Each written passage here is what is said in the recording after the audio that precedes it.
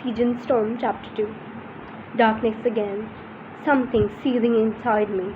I look for the light, but it's out of my reach. Drink. I open my eyes. Ivan's scowling face comes into focus. You do it, he grumbles to someone. Then Genya leans over me, more beautiful than ever, even in a bedraggled red kesta. Am I dreaming? She presses something against my lips. Drink, Alina. I try to knock the cup away, but I can't move my hands. My nose is pinched shut, my mouth forced open. Some kind of broth slides down my throat. I cough and sputter. Where am I? I try to say. Another voice, cold and pure. Put her back under. I'm in the pony cart, riding back from the village with Anna Koya. Her bony elbow jabs into my rib as we jounce up the road that will take us home to Keramzin. Mal is on her other side, laughing and pointing at everything we see. The fat little pony plods along, twitching its shaggy mane as we climb the last hill. Halfway up, we pass a man and a woman on the side of the street. He is whistling as they go, waving his walking stick in time with the music. The woman trudges along, head bent, a block of salt strapped to her back. Are they very poor? I asked Anna Kua. Not so poor as others. Then why doesn't he buy a donkey? He doesn't need a donkey, said Anna Kua. He has a wife. I'm going to marry Alina, Mal says. The cart rolls past. The man doffs his cap and calls a jolly greeting. Mal shouts back gleefully, waving and smiling, nearly bouncing from his seat. I look back over my shoulder, craning my neck to watch the woman slogging along behind her husband. She's just a girl, really, but her eyes are old and worn. Anna Kua misses nothing. That's what happens to peasant girls who do not have the benefit of the Duke's kindness. That is why you must be grateful and keep him every night in your prayers. The clink of chains. Genya's worried face. It isn't safe to keep doing this to her. Don't tell me how to do my job, Ivan snaps. The Darkling in black standing in the shadows, the rhythm of the sea beneath me. The realization hits me like a blow. We're on a ship. Please let me be dreaming.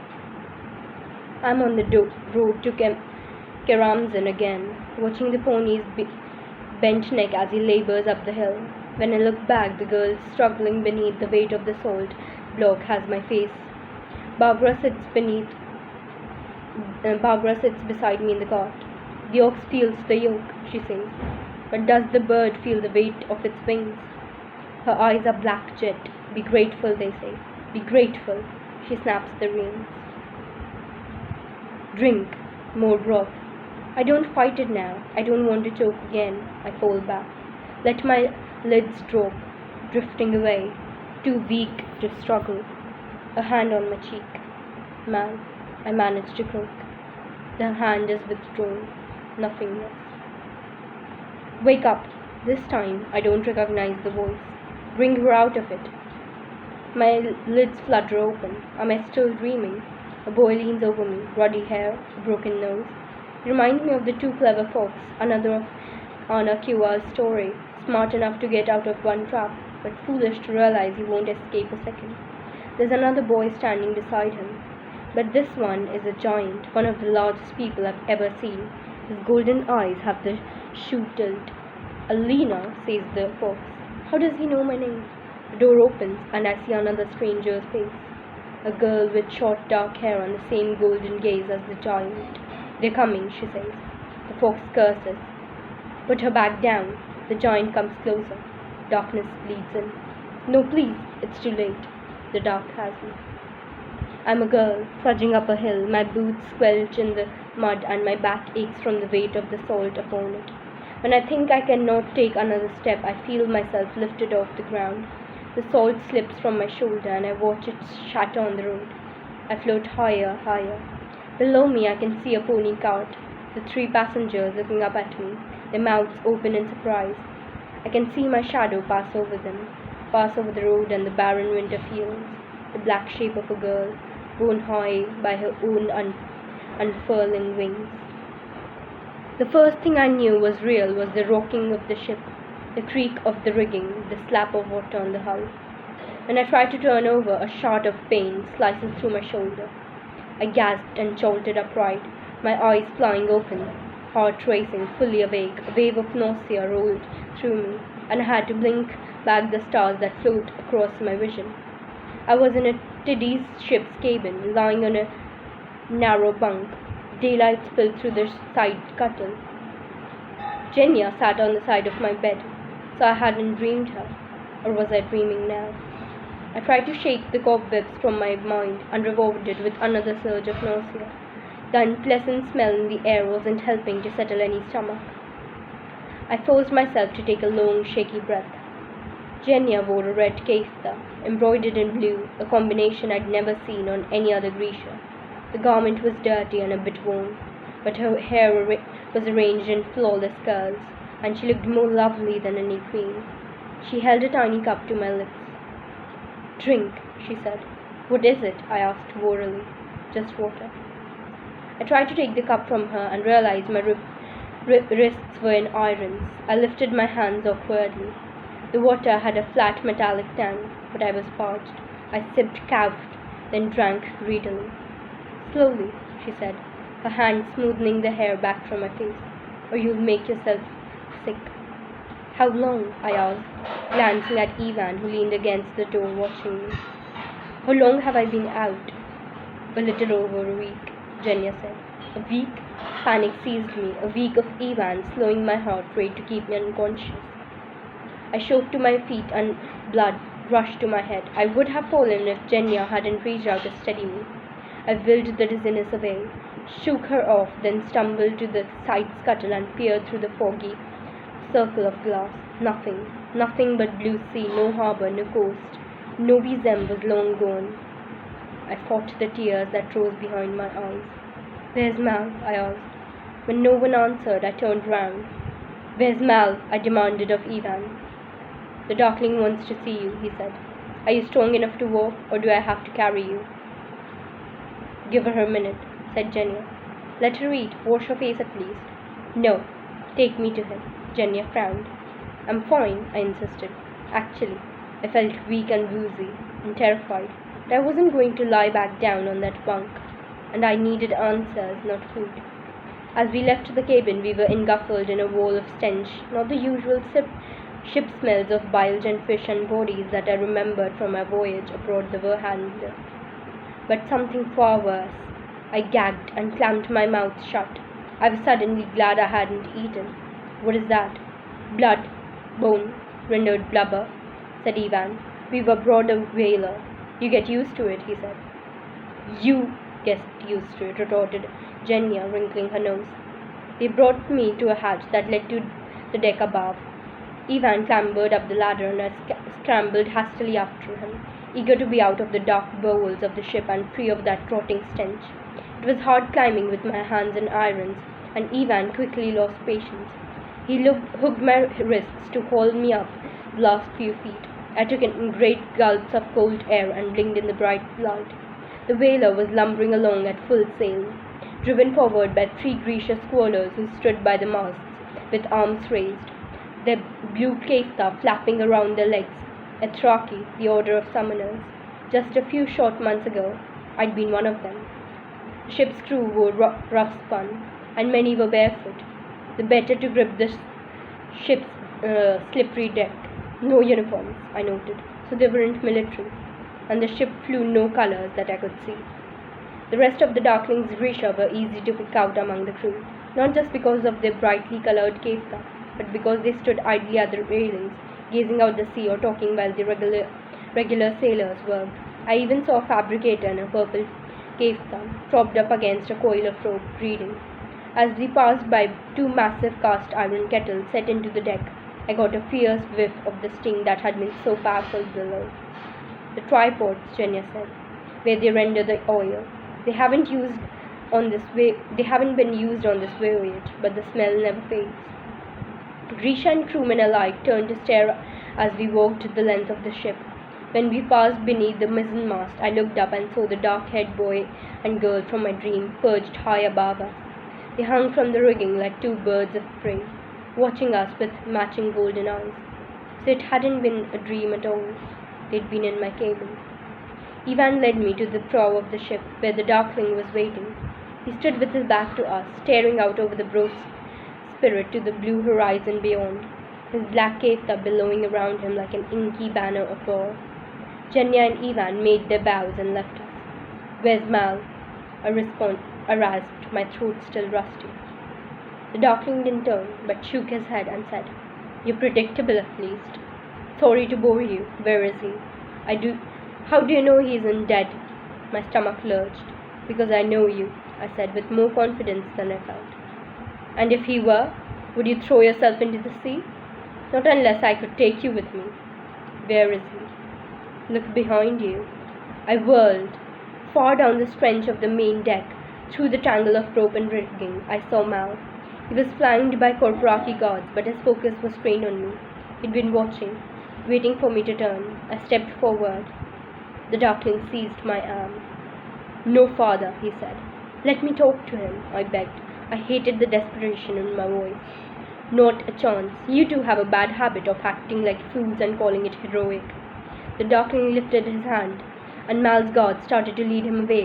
"Alina!" he yelled, and then grunted as a guard carved him hard across the face. "Mal!" I shouted as they dragged him, struggling below decks. "Mal!" I flinched out of the Darkling's grip, my throat choked with rage. "If you hurt him—" "I'm not going to hurt him," he said. "At least not while he can be use of me. I don't want him harmed. He's safe for now, Alina. But don't test me. If one of you step out of line, the other will suffer." I've told him the same. I shut my eyes, trying to push back the fury and hopelessness I felt. We were right back where we'd started. I nodded once. Again, the Darkling shook his head. "You two make it so easy. I prick him, you bleed. And you can't begin to understand that, can you?" He reached out and tapped Morzova's collar, letting his fingers graze the skin of my throat. Even that faint touch opened the connection between us, and a rush of power vibrated through me like a bell being struck. "I understand enough," he said softly. "I want to see him," I managed. "Every day. I want to know he's safe." "Of course, I'm not cruel, Alina. Just cautious." I almost laughed. "Is that why you had one of your monsters bite me?" "That's not why," he said, his gaze steady. He glanced at my shoulder. "Does it hurt?" "No," I lied. The barest hint of a smile touched his lips. "It will get better," he said. "But the wound can never be fully healed, not even by Gracia. Those creatures, the Nikvoya, nothings." I shuddered, remembering the skittering, clinking sounds they'd made, the gaping holes of their mouth. My shoulder throbbed. "What are they?" His lips tilted. The faint tracery of scars on his face was barely visible, like the ghost of a map. One ran periculously close to his right eye. He'd almost lost it. He cupped my cheek with his hand, and when he spoke, his voice was almost tender. "You're just the beginning," he whispered. He left me standing on the foredeck, my skin still alive with the touch of his fingers, my head swimming with questions. Before I could begin to sort through them, Ivan appeared and began yanking me back across the main deck. "Slow down," I protested, but he just gave another jerk on my sleeve. I lost my footing and pinched forward. My knees banged painfully on the deck, and I barely had time to put up my shackled palms to break my fall. I winced as splinter dug into my flesh. "Move," Ivan ordered. I struggled to my knees. He nudged me with one toe of his boot, and my knees slipped out from beneath me, sending me back down to the deck with a loud thud. I said, "Move." Then a large hand scooped me up and gently set me on my feet. When I turned, I was surprised to see the giant and the dark-haired girl. "Are you all right?" she asked. "This is none of your concern," Ivan said angrily. "She's Sturmhound's prisoner," replied the girl. "She should be treated accordingly." Sturmhound. The name was familiar. Was this his ship then, and his crew? There had been talk of him aboard the Verhalter. He was a Ravkan privateer and a smuggler, infamous for breaking the Fajerdan blockade and for the future fortune he'd made capturing enemy ships. But he wasn't flying the double eagle flag. "She's the Darkling's prisoner." said Ivan, and a traitor. Maybe on land, the girl shot back. Ivan gabbled something in Shoo that I didn't understand. The giant just laughed. You speak Shoo like a tourist, he said. And we don't take orders from you in any language, the girl added. Ivan smirked. Didn't you? His hand twitched, and the girl grabbed at her chest, buckling to one knee. Before I could blink, the giant had a wickedly curved blade in his hand and was lunging at Ivan. Lazily, Ivan flicked his other hand out, and the giant grimaced. Still, he kept coming. Leave them alone, I protested, tugging helplessly at my irons. I could summon light with my wrists bound, but I had no focus in it. Ivan ignored me. His hand tightened into a fist. The giant stepped in his tracks, and the sword fell from his fingers. Sweat broke out on his brow as Ivan squeezed the life from his heart. Let's not get out of line, Yezo, Ivan chided. You're killing him, I said, panicked now. I rammed my shoulder into Ivan's side, trying to knock him down. At that moment, a loud double click sounded. Ivan froze, his smirk evaporating. Behind him stood a tall boy around my age, maybe a few years older. Ruddy hair, a broken nose. The two clever folks. He had a cocked pistol in his hand, the barrel pressed against Ivan's neck. I'm a gracious host, bloodletter, but every house has rules. Host. So this must be Sturmhound. He looked too young to be a captain of anything. Ivan dropped his hands. The giant sucked in air. The girl rose to her feet, still clutching her chest. They were both breathing hard, and their eyes burned with hate. That's a good fellow, Sturmhound said to Ivan. Now I'll take the prisoner back to her quarters, and you can run off and do whatever it is you do when everyone else is working. Ivan scowled. I don't think. Clearly. Why start now? Ivan's face flushed in anger. You don't. Sturmhound leaned in close, the laughter gone from his eyes. His easy demeanor replaced by something with a sword's edge. I don't care who you are on land. On this ship, you're nothing but ballast. Unless I put you over the side, in which case, you're a shark bait. I like shark. Cooks up tough, but it makes for a little variety. Remember that the next time you have a mind to threaten anyone aboard this vessel. He stepped back, his jolly manner retorted. Go on now, shark bait. Scurry back to your master. I won't forget this Sturmhound, Ivan spat. The captain rolled his eyes.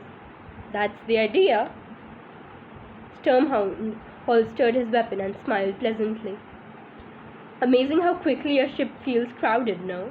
He reached out and gave the giant and the girl each a pat on the shoulder. You did well, he said quietly. Their attention was still on Ivan. The girl's fists were clenched. I don't want trouble, the captain warned. Understood? They exchanged a glance, then nodded grudgingly. Good, said Sturmhound. Get back to work. I'll take her below decks. They nodded again. Then, to my surprise, they each sketched a quick bow to me before they departed. Are they related? I asked, watching them go. Twins, he said. Tolya and Tama. And you're Sturmhound. On my good days, he replied.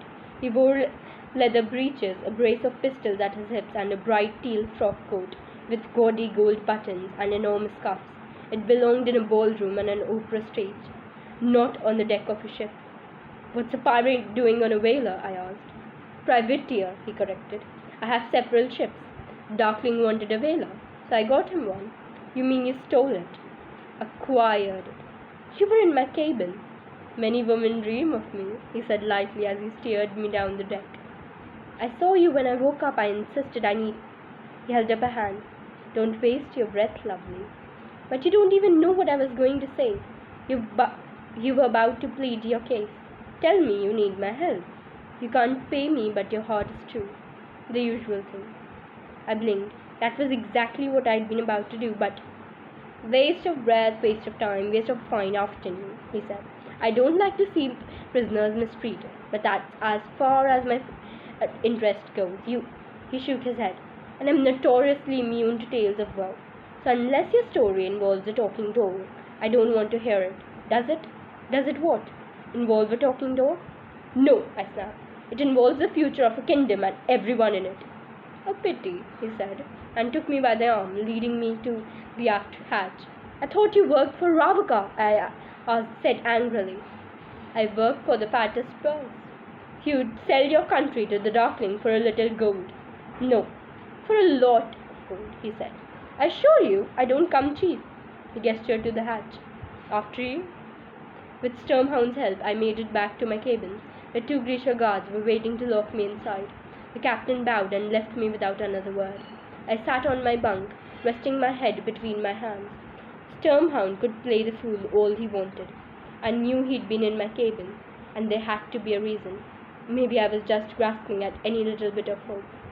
When Jenya brought me my dinner tray, she found me curled on my bunk, facing the wall. You should eat, she said. Leave me alone. Sulking gives you wrinkles. Well, lying gives you warts, I said sourly. She laughed, then entered and set down the tray. She crossed to the side scuttle and glanced at her reflection in the glass. Maybe I should go blonde, she said. Corporati red clashes horribly with my hair. I cast a glance over my shoulder. You know you could wear baked mud and outshine every girl on 2 continents. True, she said with a grin. I didn't return her smile. She sighed and studied the toes of her boot. I missed you, she said. I was surprised at how much those words hurt. I missed her too, and I felt like a fool for it. Were you ever my friend? I asked. She sat down at the edge of the bunk. Would it make a difference? I like to know just how stupid I've been. I loved being your friend, Alina, but I'm not sorry for what I did. And what the Darkling did? Are you sorry for that? I know you think he's a monster, but he's trying to do what's right for Ravka, for all of us. I shoved to my elbows. I lived with the knowledge of the Darkling's lies so long that it was easy to forget how few people know what he really was.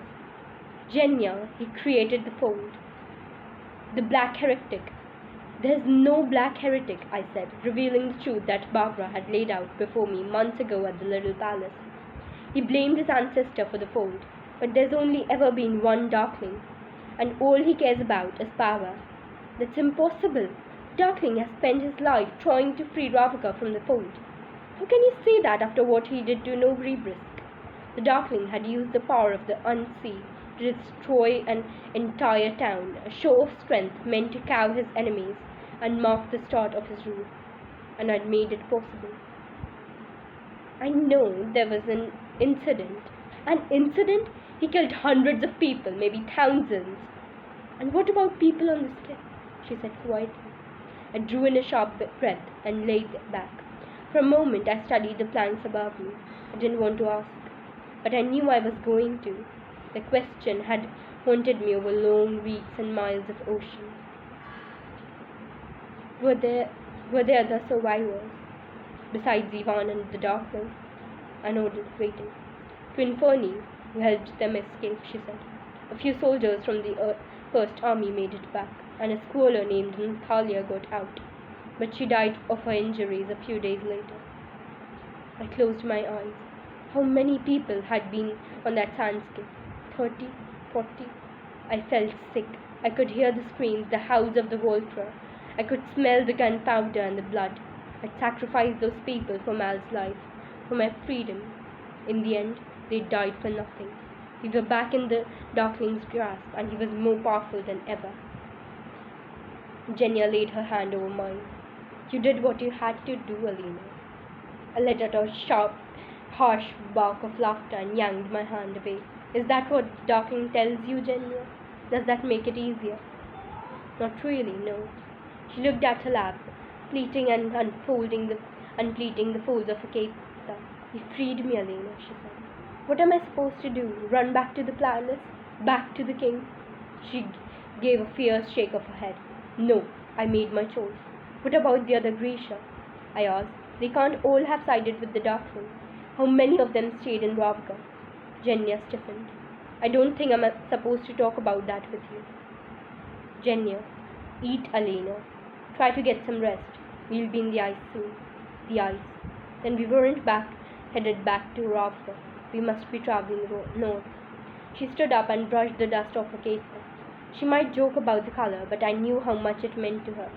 It proved she really was a Gracia, protected, favored, a servant no more. I remembered the mysterious illness that had weakened the queen just before the Darkling school. Genya had been one of the few Gracia with access to the royal family. She'd used that access to earn the right to wear red. Genya, I said as she reached the door. One more question. She paused, her hand on the latch. It seemed so unimportant, so silly to mention it after all this time, but it was something that had bothered me for a long time. The letters I wrote to Mal back at the palace. He said he never got them. She didn't turn back to me, but I saw her shoulders sag. They were never sent, she whispered. The Darkling said you need to leave your old life behind. She closed the door, and I heard the bolt click home. All those hours spent talking and laughing with Chenya, drinking tea and trying on dresses. She'd been lying to me the whole time. The worst part about it was that the Darkling had been right. If I had kept clinging to Mal and the memory of the love I had for him, I might never have mastered my power. But Genya didn't know that. She had just followed orders and let my heart break. I didn't know what that was, but it wasn't friendship. I turned onto my side, feeling the gentle roll of the ship beneath me. Was it to rock to sleep in a mother's arms? I couldn't remember. Anna Kiwa used to hum sometimes under her breath as she went about turning down the lamps and closing up the dormitories at Karamzin for the night. That was the closest Mal and I had ever come to a lullaby. Somewhere above I heard a sailor shout something over the wind. The bell rang to signal the change of the watch. We're alive, I reminded myself. We escaped from him before. We can do it again. But it was no good, and finally I gave in and let the tears came. Sturmhound was bought and paid for. Genya had chosen the Darkling. Mal and I were alone as we'd always been, without friends or allies, surrounded by nothing but pitiless sea. This time, even if we escaped, there was nowhere to run.